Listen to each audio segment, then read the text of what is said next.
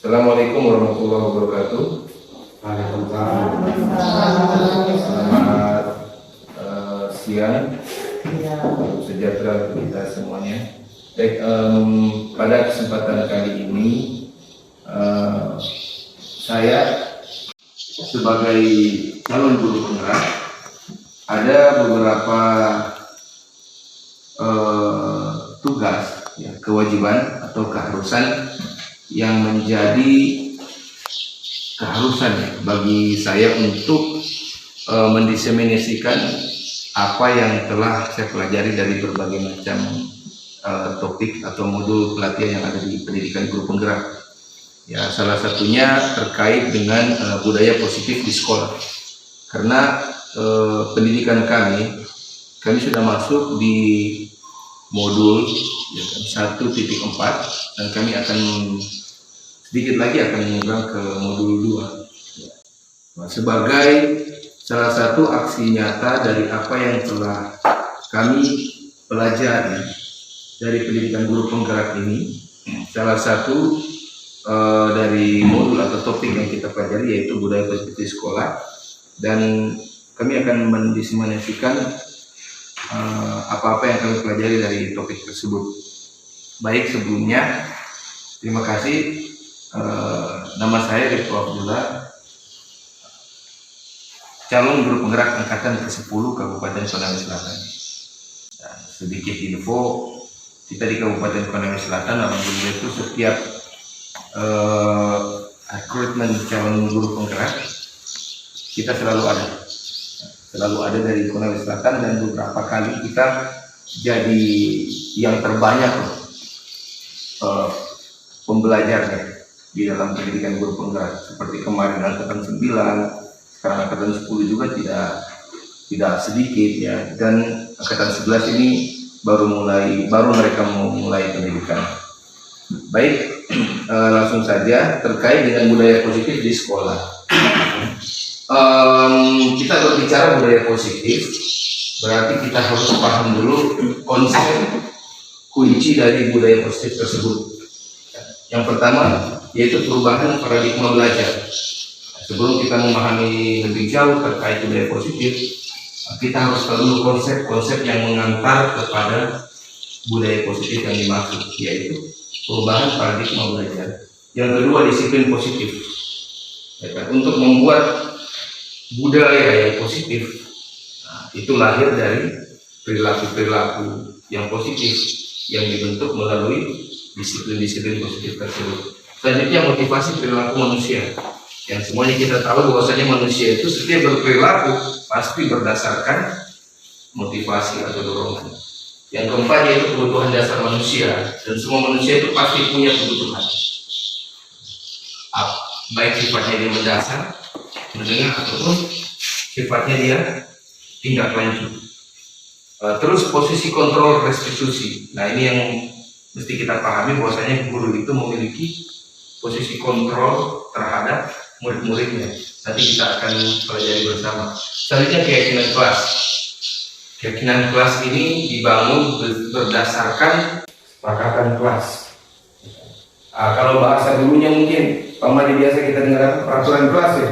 Peraturan kelas itu kan berdasarkan tata tertib, berdasarkan kesepakatan guru dan siswa. Jadi tidak semena-mena misalkan kita itu guru, kita yang menetapkan satu aturan, tidak, tapi bekerja sama dengan siswa. Selanjutnya, segitiga institusi. Oke, selanjutnya yaitu perubahan paradigma belajar. Perubahan paradigma belajar ini lahir bukan begitu saja, tapi dari berbagai macam alat ukur yang digunakan, berbagai macam konsep serta aspek-aspek yang membuat perubahan belajar itu ada new paradigm di dalamnya.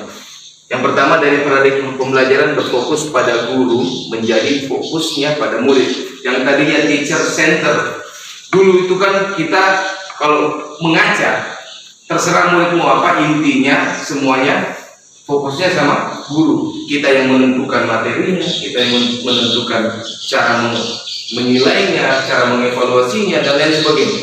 Kita tidak pernah mau berpikir ini anak-anak ini sebenarnya bagaimana sih mereka dalam belajar, apa sih yang mereka butuhkan dan sebagainya. Sekarang fokusnya pada murid, ya, fokusnya pada murid. Jadi kita guru bukan hanya sebagai main of transport, tapi kita juga harus menjadi seorang fasilitator. Kita bisa memfasilitasi belajar murid. Sistem pembelajaran paradigma lama menempatkan siswa sebagai objek pembelajaran, bukan individu yang aktif mengkonstruksikan pengetahuan dan menemukan makna belajar sendiri. Jadi paradigma lama itu ya siswa objek, ya objeknya siswa, itu paradigma lama. Kalau paradigma yang sekarang jelas kita akan memberi kebebasan kepada murid untuk menemukan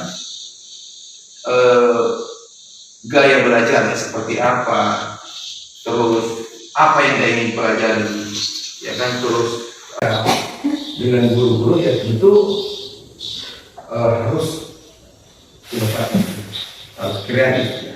Paham atau mengerti atau tahu banyak cara untuk melengkapi atau memenuhi apa-apa yang murid butuhkan dalam belajarnya. Pembelajaran paradigma baru berorientasi pada penguatan kompetensi dan pengembangan karakter. Nah ini jelas karena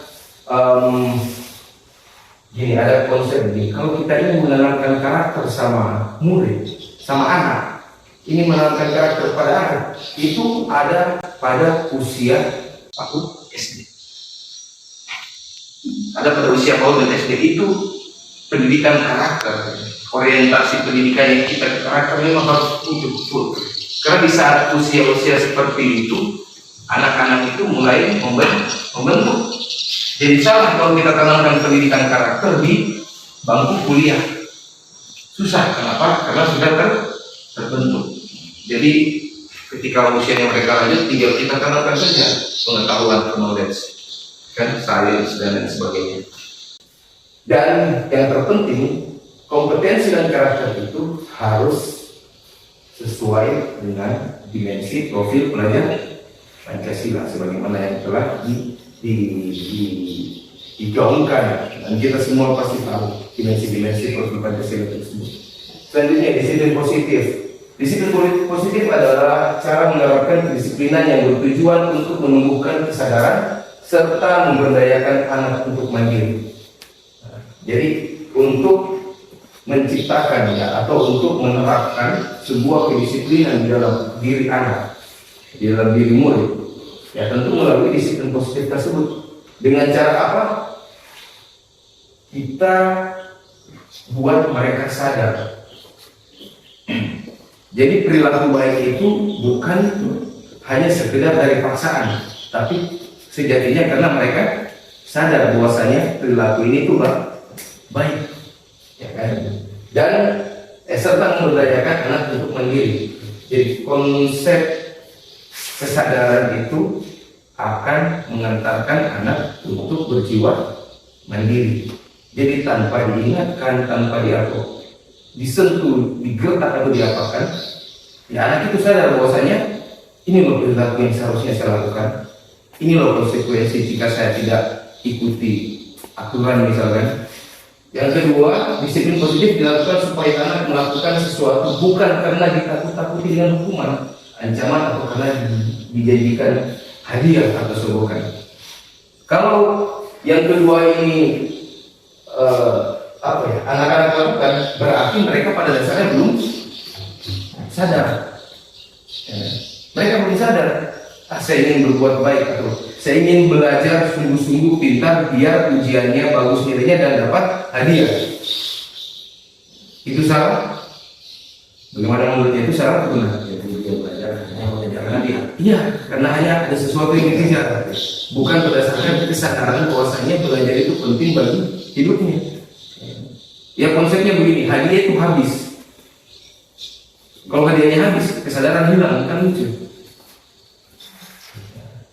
Selanjutnya, motivasi perilaku manusia. Perilaku manusia itu pasti berdasarkan dorongan. Kita mau makan karena ada dorongan rasa lapar. Kita pengen mandi karena ada dorongan gerak. Atau kita cium-cium sendiri kita punya badan, susunya kalau kita punya badan, begitu. Atau pengen minum karena ada dorongan haus. Jadi perilaku manusia itu didasarkan atas dorongan motivasi untuk menghindari ketidaknyamanan dan hukuman. Itu mungkin salah satu dari motivasi perilaku manusia. Kenapa ini? Kenapa kita naik motor itu pakai helm? Surat-surat lengkap, spion harus ada, knalpot standar, naik motor banyak harus ada. Kenapa itu? Untuk mencari ikan-ikan dan berjalan kemanapun bagi yang gaya dari orang lain. Nah, yang pertama, karena kita sadar bahwasanya kalau kita tidak melengkapi persyaratan kendaraan sebelum berjalan, itu justru membahayakan kita. Yang kedua, ya seperti biasa, kena tilang karena sudah melanggar aturan yang telah dibuat. Untuk mendapatkan imbalan atau penghargaan dari orang lain, kita tidak bisa pungkiri kadang-kadang kita berbuat itu karena ada dorongan dari dalam bahwasanya saya itu pengen mendapatkan sesuatu dari apa yang telah saya buat, ya kan? Misalkan kalau kita biasakan di sekolah setiap yang ranking 1 dan 2 dan 3 itu dapat hadiah, anak-anak itu kalau kita telusuri isi hatinya pasti dia belajar serius dalam belajar, bahkan serius dalam ujian, ingin dapat nilai tinggi, karena salah satu motivasinya adalah mendapatkan imbalan atau hadiah atau penghargaan dari orang lain. Itu memang origin natural, ya kan, dari dalam. Memang kita berbuat itu kadang-kadang ya saya ingin mendapatkan penghargaan dari orang lain atau pengakuan, ya kan, atau pengkhianatan. Nah, dari semua itu kalau kita balut dengan poin positif, kita akan mendapatkan kepercayaan dari orang lain atas apa-apa yang kita bisa. Jadi pertama kita dihargai dulu. Dia bagus itu. Terus saya respect sama dia. Kenapa dia ini bisa ini. Akhirnya karena sudah terpenghargaan, selanjutnya mendapatkan kepercayaan. Jadi itu dia. Ketika orang bilang kepercayaan, otomatis penghargaannya juga akan hilang.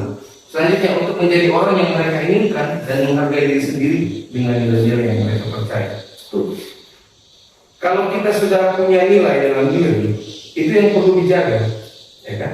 Dan itu nilai itu yang akan mendorong kita untuk berbuat. Misalkan kita ini merasa diri kita ini jujur, nilai yang ada dalam diri kita itu kejujuran. Otomatis hal-hal yang kita lakukan harus berdasarkan kejujuran. Karena ada kalimat seperti ini. Nilai yang ada pada diri seseorang itu jauh lebih berharga daripada diri orang itu sendiri. Nilai yang ada pada diri seseorang itu jauh lebih berharga daripada diri orang itu sendiri. Saya kasih contoh. Pada ini kenapa ada?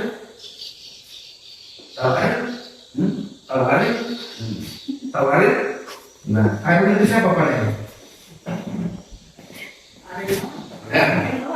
Ada siapa pada ini? Artis.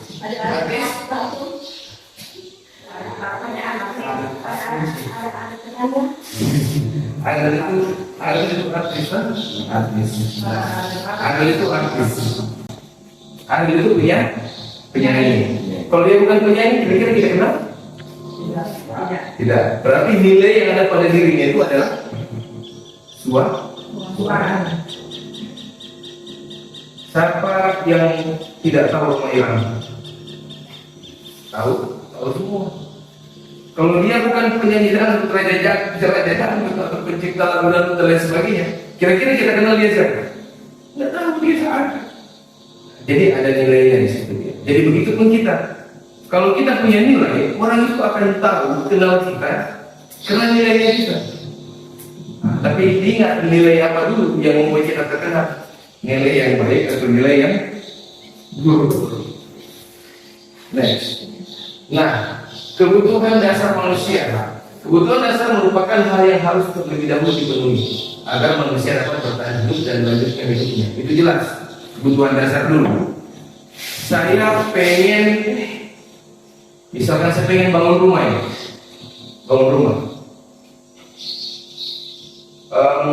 Berarti saya harus menyiapkan baik itu material ataupun non material.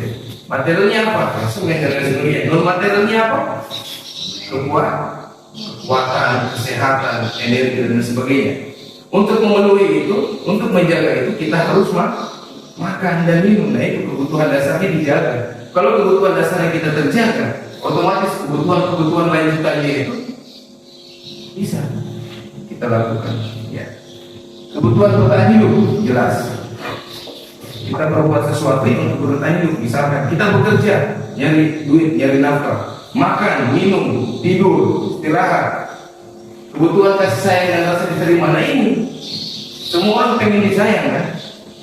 Ini semua orang itu pengen dapat rasa cinta, rasa sayang, ya kan? Kasih. Kenapa? Karena memang kita ini tidak hidup sendiri. Ya kan? Salah satu ciri makhluk sosial, ya kan? Homo sosialis gitu. Salah satunya itu dengan cara disayang. Orang ada, misalkan ada satu orang yang tidak disayang, tidak dicinta, tidak dikasih, bisa kita sebut dia ini bukan manusia, bukan orang. Orang gila pun kadang-kadang kita simpan rasa kasihan, ya kan? Apalagi orang-orang kayak sana. Ya. Selanjutnya kebutuhan untuk pengakuan atas kemampuan itu jelas ya. Pasti ada dalam diri kita, entah mungkin kemampuannya kita itu sebesar apa, atau tidak besar-besar amat, atau tidak spektakuler banget. Tapi kapan kita diakui kemampuan yang kita bisa? Misalkan Pak Naim, saya tidak paham instalasi listrik bangunan. Pak Naim paham, ya saya mengaku. Kenapa? Karena dia memiliki sesuatu yang saya tidak miliki. Pak Naim punya hal yang dia bisa banggakan, yang mana saya tidak bisa melakukan hal itu. Begitupun sebaliknya. Nah, pengakuan itulah yang menjadi salah satu dasar kebutuhan manusia. Kebutuhan akan kebebasan jelas. Konsep yang dipakai di Amerika itu kan apa? Liberty, konsep kebebasan. Seharusnya kita bisa bedakan antara liberty dengan liberal, bukan beda. Kalau liberty itu kebebasan. Tapi yang kita pahami, yang kita harus pahami di sini adalah kebebasan yang terorganisir. Bahaya itu kalau kebebasannya tidak terorganisir. Suka-suka saya tuh, kayak di Amerika itu kan, di luar negeri, mau dipikir jalan ciuman santai saja. Apa katanya? Kita bebas tuh, kebebasan, bukan itu yang dimaksud. Kita kita memiliki kebutuhan kebebasan, tapi berbasis pada norma-norma yang berlaku. Karena kita tinggal di Indonesia, normanya dipakai. Nah, beda dengan dunia barat. Kita kalau ke Amerika, misalkan ketemu orang pinggir jalan ciuman, kaget nggak kita? Kaget. Dia sudah biasa. Padahal sudah biasa. Apa kata mereka? This is human right. Ini adalah hak asasi. Sekarang orang Amerika datang ke sini, terus ciuman di Indonesia di pinggir jalan. Lah kita marah karena telah merusak norma-norma yang ada. Jadi kayak begitu. Selanjutnya, kebutuhan akan kesenangan, ya kan? Kegembiraan, kesenangan, itu merupakan kebutuhan manusia. Ya, siapa yang mau senang? Selanjutnya, posisi kontrol restitusi. Ya, berdasarkan pada posisi kontrol Dr. William Blazer, dosen berkesimpulan bahwa ada 5 posisi kontrol yang dilakukan guru, orang tua maupun atasan. Yang pertama penghukum. Jadi posisi kontrol yang pertama penghukum. Ya, kita ini kadang-kadang kalau menindak murid yang agak nakal atau apa, kadang-kadang itu kita mendapatkan dirinya kita ini sebagai seorang penghukum. Kita tidak mau tahu, yang kita tahu hanya dia salah dan kita beri hukuman. Pembuat rasa bersalah, ada juga posisi kontrol yang seperti ini. Misalkan pembuat rasa bersalah itu kayak, coba jangan begitu. Kalau kau begitu, nanti aku itu yang dimarahi sama kepala sekolah. Nah itu, akhirnya ada itu merasa bersalah karena dirinya, gurunya akan dimarahi kepala sekolah. Terus teman, ada juga misalkan kita cara menegur anak-anak kita seperti teman. Sini dulu. Kenapa? Ini salah. Ya, kamu terlambat. Nah, jadi kita bikin kayak teman. Ada juga pemantau, ya kan? Jadi kita, ya namanya pemantau, ya, kita paham, maksudnya posisi kontrol pemantau itu, ya kita hanya yang memantau, melihat dan lain sebagainya tanpa ada selanjutnya yang buat apa. Terus ada yang fungsi manajer. Kita tegur anak seakan-akan kita ini seorang manajer, gitu kan. Kira-kira kalau membuat kesalahan itu melanggar aturan kan? Melanggar aturan yang mana? Seperti apa? Aturan yang telah kita sepakati itu melanggar berarti ya. Nah, seperti itu. Jadi ini adalah 5 fungsi posisi kontrol. 5 posisi kontrol. Selanjutnya posisi kontrol restitusi. Ada penghukum. Nah, contoh-contohnya ini. Patuhi aturannya. Kalau tidak, awas kamu. Itu penghukum itu. Tipe-tipe orang yang penghukum seperti itu. Ya ini anak-anak, ini aturan yang kita sudah buat, oke? Kalau kamu tidak kerjakan, awas memang kamu orang. Nah, kamu buat rasa bersalah ini. Ya, kamu berapa kali kini kamu sudah nasihati? Capek juga, kita ini bisa nasihati kau terus, itu terus saja kau ulang. Nah itu dia merasa bersalah, karena kita sudah buat dia bersalah. Ayolah kalian jangan ribut, nanti bapak dimarahin kepala sekolah ini. Selanjutnya, ini pemantau konsekuensinya apa? Dia ngomongin terlambat. Nah, kira-kira kalau besok kau terlambat lagi, semua pakai kamu lagi, ya kan? Nah, jadi dia berbicara konsekuensi. Selanjutnya manajer. Manajer yang saya bilang tadi, kamu misalkan kenapa makan di kelas? Ya kan? Kenapa makan di kelas? Kira-kira nilai apa yang kamu langgar pada saat kamu makan di kelas sedang belajar? Jadi dia itu memeriksa fungsi manajer di situ. Dia memeriksa apa yang telah diyakini siswa dari sebuah aturan yang telah dia langgar. Selanjutnya keyakinan kelas.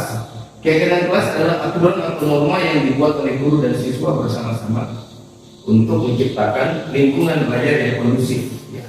Jadi dibuatnya aturan atau norma yang dibuat itu bukan hanya siswa yang buat atau bukan hanya guru yang buat, tapi sama-sama bekerja sama begitu. Karena sama-sama dalam kelas. Misalkan paman yang membuat aturan mesti melibatkan siswa. Bagaimana anak? Kalau saya ada yang makan, kira-kira makan dalam kelas saat belajar itu baik atau tidak? Tidak Pak. Ini menjadi catatan untuk aturan kelas kita atau keyakinan kelas kita. Contohnya itu berkomitmen terhadap setiap tugas. Contohnya begitu. Ada PR nih. PR ini dikumpulkan 3 hari lagi. Ya kan? Itu komitmen. Tentu ada sanksi bagi yang melawan komitmen atau tidak ikut apa yang telah dikomitmenkan. Setiap anggota kelas harus saling menghormati dan menghargai. Jadi inilah contoh-contoh keyakinan kelas. Segitiga restitusi. Proses menciptakan kondisi bagi peserta didik untuk memperbaiki kesalahan mereka sehingga mereka bisa kembali pada kelompok mereka dengan karakter yang lebih kuat. Nah, jadi segitiga restitusi itu ini menurut bosan ya.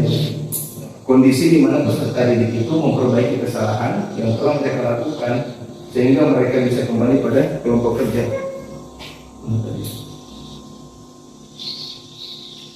Nah, tahapan segitiga restitusi menstabilkan identitas, ada validasi tindakan yang salah dan ada menanyakan keyakinan. Menstabilkan identitas, menciptakan kondisi yang membuat murid bersedia menyelesaikan masalah dan berbuat lebih baik lagi dengan mengatakan semua orang pasti pernah membuat kesalahan termasuk saya. Ya, jadi misalkan kamu kita ini dapat murid, ya kan, lagi belajar dengan HP, panggil siswa sebelum dihukum pasti kita tahu kalimat ini yang kita ungkapkan. Tenang, kesalahan atau perilaku seperti ini bukan hanya kamu saja yang lakukan. Ada juga beberapa mungkin temanmu yang melakukan di kelas lain dan sebagainya. hal ini tentu melanggar apa yang telah kita yakini di dalam kelas.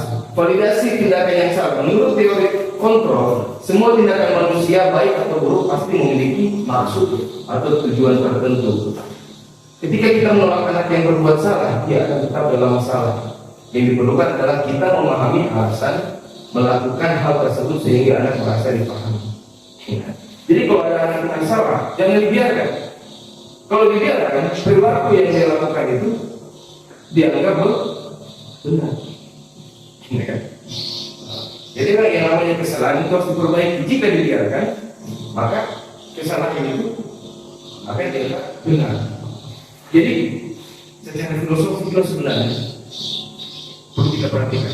Kebenaran itu bisa jadi lahir dari kesalahan yang berulang tanpa adanya penilaian. Itu bisa disebut kebenaran. Contoh, korupsi, perilaku koruptif. Kenapa tidak hilang sampai memudar? Karena tidak ada sanksi yang mampu menghapusnya. Maka dia selalu ada.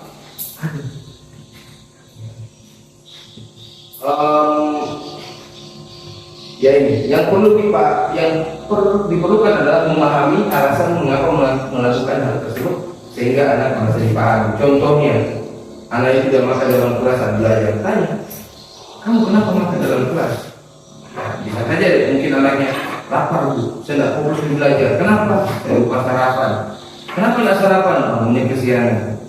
Nah, jadi dari ungkapan-ungkapan anak tersebut, dia merasa bahwasanya kita ini guru paham. Jangan langsung menaruh hukuman, tapi divalidasi dulu tindakannya. Kenapa sampai dia makan di kelas? Ternyata anak ini lapar, belajar tidak fokus. Kenapa? Bangunnya kesiangan. Kenapa bangunnya kesiangan? Karena tidurnya larut malam. Nah, berarti enak kontrolnya. Nah, berarti besok tidurnya lebih cepat, bangunnya juga lebih cepat, biar sempat waktu untuk sarapan. Nanti makanya saat istirahat seperti itu. Selanjutnya ada menanyakan keyakinan. Jika langkah 1 dan langkah kedua sukses dilakukan, maka anak akan siap dihubungkan dengan nilai yang ia percaya dan berpindah ke yang ia inginkan. Nah, karena kita sudah stabilkan identitasnya, kita sudah validasi tindakannya, yang selanjutnya adalah menanyakan keyakinan bahwasanya perilaku atau kesalahan yang kita membuat itu telah melanggar apa yang telah kita yakini bersama. Jadi ketika anak sudah merasa tergugah begitu dari teguran atas kesalahannya, maka anak itu merasa bahwasanya dia masih tetap dipahami oleh ibunya dan rasa percaya dirinya itu masih ada. Oke, mungkin demikian pemaparan terkait budaya positif diseminasi atau tindak lanjut dari apa yang telah kami pelajari. Mungkin ada yang mau bertanya, diskusi, klarifikasi dan lain sebagainya. Saya persilakan. Bisa mungkin ya saya buka pertanyaan mungkin 1 atau 10 orang. Tidak sampai 10 orang. Tidak sampai. Berarti 1 atau 2 pilih aku atau dia. Pak Naim ini Pak Naim ada yang mau ditanyakan? Masih di orang itu. Oh di orang. Saya mau bertanya Pak. Oh iya, ada ibu ini mau bertanya apa? Ibu mau bertanya atau mungkin? Saya diizinkan bertanya. Diizinkan, silakan. Terima kasih atas kesempatan yang diberikan kepada saya. Saya mau bertanya masalah yang tadi adalah keyakinan keras Pak ya? Iya, keyakinan keras. Nah, untuk keyakinan keras ini sendiri, ini kalau kayak peraturan kelas ini kan dibuatnya itu biasanya awal semester Pak nih. Kalau untuk keyakinan keras sendiri ini dibuatnya kapan dan berlakunya ini berapa lama? Terus bagaimana cara membuat keyakinan kelas ini? Bagaimana cara membuat keyakinan kelas karena berlaku ya? Oke, baik. Ada lagi yang mau bertanya tentang apa saja? Karena beberapa tadi dalam.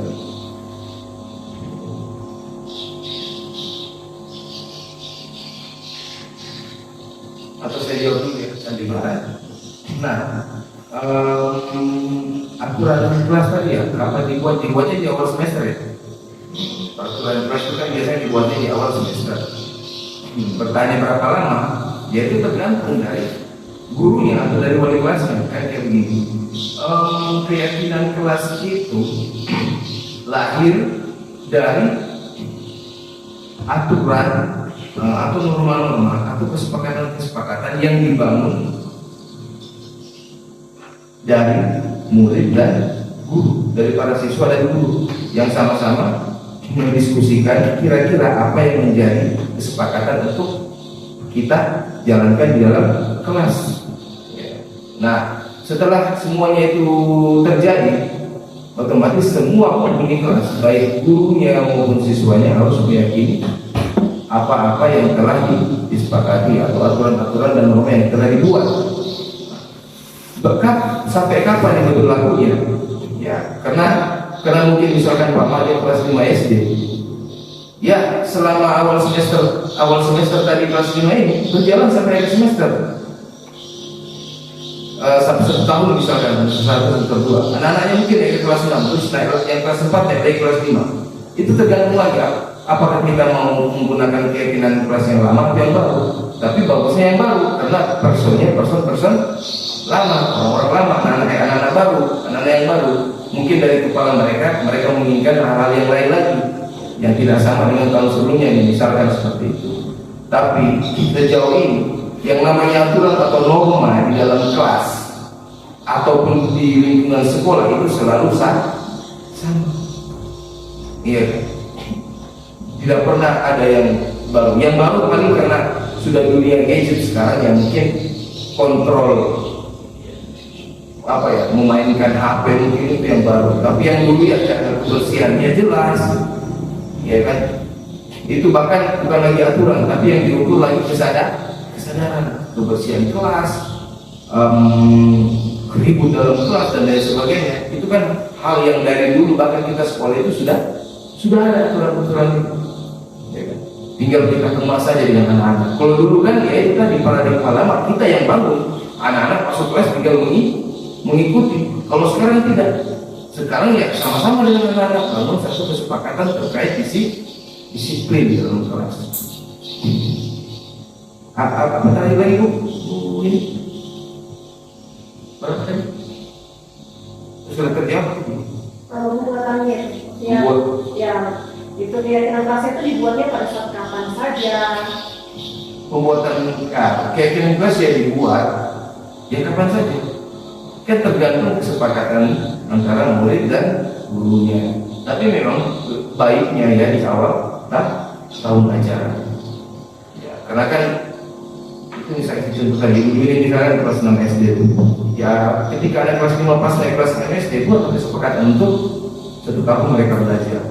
Ketika anak-anak yang kelompok tadi itu ada cara Quran yang tidak lulus, yang lulus tadi itu, kemudian yang kelas 5 naik, itu tergantung lagi apakah kesepakatan yang lama mau tetap dipakai yang itu atau kita diskusikan kembali, ada yang berubah, ada yang kurang, beberapa perubahan, ya berubah. Ya, ada beberapa item yang dirubah.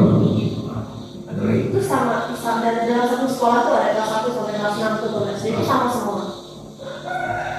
Sama semua kan? Untuk keyakinan kelasnya dalam setiap kelas itu sama semua sekali atau bagaimana?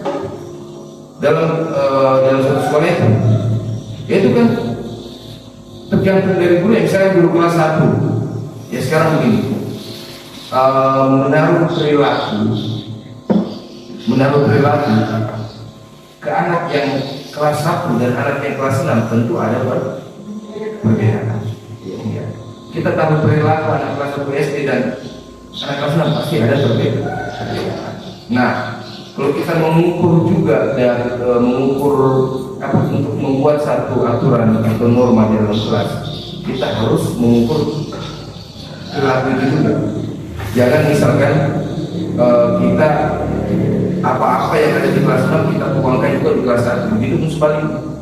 Karena apa yang di kelas 6 kita tuangkan di kelas 1 itu kaget anak kelas 1 ini. Yang di kelas 1 kita tuangkan di kelas 6 banyak yang parean. Jadi maksudnya kita itu menaruh perilaku pada setiap jenjang, pada setiap fase. Karena memang beda. Jadi kalau tadi bahasanya apa tiap kelas itu berbeda-beda, ya itu tergantung dari guru-gurunya misalkan, atau kesepakatan antara guru dan siswa itu di dalam kelas. Ya kan? Karena begini, kalau untuk menciptakan lingkungan yang positif bagi sekolah, itu dimulai dari lingkungan positif yang ada di dalam kelas. Kalau anak-anak masing-masing dari individu anak menjaga, contohnya menjaga kebersihan di dalam kelas, bayangkan satu kelas 20 orang, 10 orang yang jaga kebersihan, terus di kelas lainnya juga 10 orang yang jaga kebersihan. Nah mereka ini akan membentuk disiplin terkait menjaga kebersihan untuk sekolah. Kalau semuanya yang di dalam kelas berperilaku disiplin untuk kelasnya, akan berimbas positif pada sekolah. Pasti orang bilang kuliah itu anak di sekolah ini. Kenapa? Bersih mereka, rajin, pembersih. Dia tidak sebut lagi kelas, dia sebut lagi sekolah. Padahal mereka mulai menjalankan itu dari dalam kelas. Dari hal yang kecil dia akan mempengaruhi penilaian yang besar untuk hal yang besar. Baik. Ada lagi? Bu Dini bagaimana? Ini sudah cukup jelas, Pak. Jelas. Ada lagi mungkin? Oh iya, boleh. Kalau sedikit dari penjelasannya Bapak tentang memberikan hukuman kepada anak, kan kita tidak membuat dia merasa terhukum atau apa, tapi membuat dia sadar. Misalnya dia membuat kesalahan, contohnya kesalahan yang berulang-ulang itu seperti dia jarang mengerjakan PR di rumah. Terus bagaimana dia dari berapa untuk menegur anak tersebut, bukannya takut, dia menjadi takut tapi dia menjadi sadar. Dia masuk di poin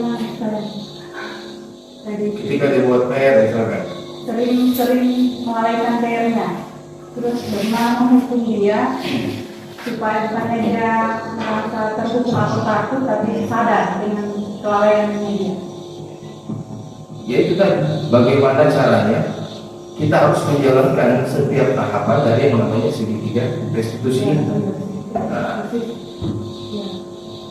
berulang-ulang pun kesalahan yang anak-anak itu buat, sebenarnya pembacaannya itu ada di pikiran itu. Bagaimana kita jangan bosan-bosannya menstabilkan identitas dia, ya kan?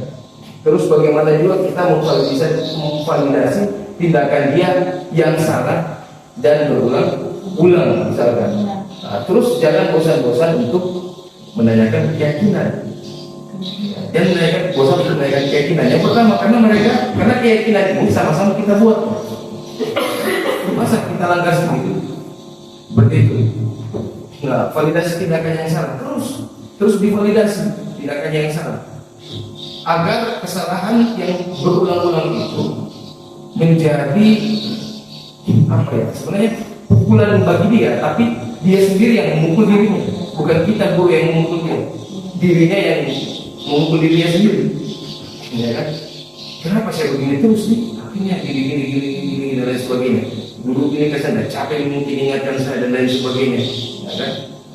Menstabilkan identitas juga seperti itu, ya kan? Jadi fungsikan saja segitiga restitusi. Kalau belum pernah kita coba secara aplikatif di sekolah, coba, ya kan? Di samping itu kan bisa kita juga komunikasi dengan orang tua murid, dan komunikasi yang baik. Karena batasnya kita yang ada di sekolah. Kalau sudah di rumah kita tidak boleh garu-garu lagi urusannya mereka. Itu sudah urusan orang tuanya. Tinggal bagaimana kita menjadi penghubung yang baik, Pak, ya kan? Antara orang tua dan anak, seperti itu.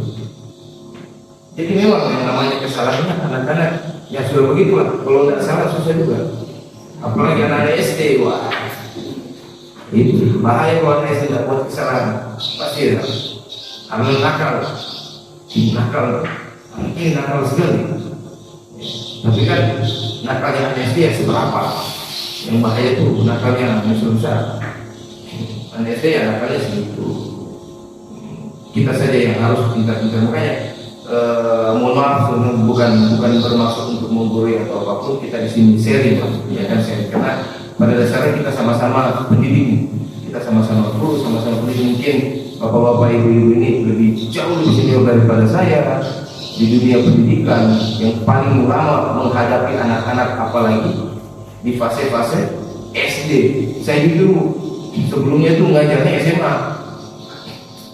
Saya 5 tahun lebih ngajar SMA, merintis SMA Negeri 10 Kendari. Tiba lulus PNS disimpannya di SD. Nah, kaget saya. Tiba masuk di SD, dapat anak-anak, ya mau diapakan ini anak di SMA dulu, Pak. Apalagi dulu masih kurikulum 2013, PKTSP, K13 direvisi berkali-kali. Ya kan, kedua direvisi terus. Itu mungkin hampir segitiga institusi ini tidak dipakai. Hampir tidak dipakai. Iya kan? Karena ukuran anak SMA, dapat yang kurang ajar itu, kita itu buruk, Pak. Tidak bisa lagi pakai mulut. Ada yang bilang, kemarin di rumah pakai tangan. Kalau sudah susah pakai mulut, pakai tangan. Jadi begitu. Ya, sekarang kita pindah ke SD. Jadi sama-sama kita belajar. Ini hanya kebetulan saja saya dapat ilmu dari pendidikan guru penggerak, dan tidak baiknya kalau seandainya kita tidak berbagi, ya kan? Karena memang ada itu bahasa Arabnya bilang gini, al ilmu bila amalin kasyajari bila tamalin. Ilmu itu kalau tidak diamalkan itu seperti pohon yang tidak ada buahnya, tidak ada manfaatnya, iya kan? Ilmu itu harus ditebar. Jadi ya, ini refleksi mungkin. Jadi begitu ya. Baik, mungkin itu saja karena waktu yang memaksa kita untuk berhenti, tapi hati sebenarnya belum. Jadi ya, terima kasih waktunya untuk Bapak Ibu guru sekalian, dan semoga apa yang sama-sama kita pelajari hari ini mungkin insya Allah bermanfaat ya bagi kita bisa aplikasikan nilai-nilainya di keprofesiannya kita. Baik, maafkan saya atas kekurangan yang saya munculkan apa yang nampak pada hari ini. Terima kasih banyak atas waktu dan kesempatannya. Assalamualaikum warahmatullahi wabarakatuh dan selamat siang.